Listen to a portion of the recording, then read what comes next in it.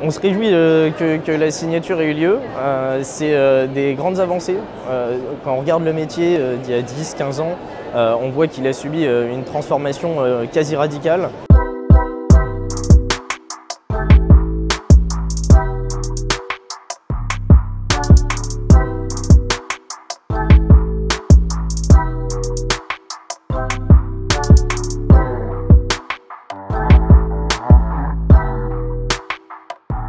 Un très grand progrès pour le métier du pharmacien d'officine dont les missions sont élargies, notamment sur la prévention, la santé publique et un renforcement aussi de son métier sur le bon usage du médicament.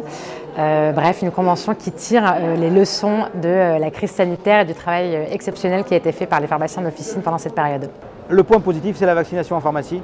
C'est clairement le fait d'être maintenant le lieu de la vaccination.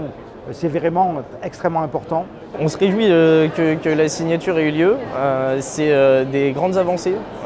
Quand on regarde le métier d'il y a 10-15 ans, on voit qu'il a subi une transformation quasi radicale. Ça a ouvert de nouvelles portes parce que la pharmacie s'est remontrée très forte durant cette crise et ça a du coup marqué les esprits.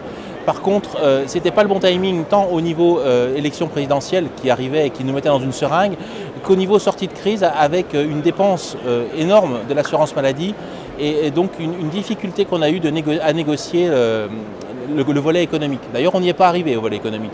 Nous nous sommes concentrés sur le métier, le bon usage du médicament, l'accès aux soins, l'écologie et bien sûr la prévention. Et là, ça a vraiment fonctionné de façon très fluide. On a mis 4 à 5 mois, on va dire, pour bâtir un texte de 165 pages. Le point négatif qu'on aurait, c'est peut-être celui sur l'axe 6. L'axe 6, c'était la transition écologique.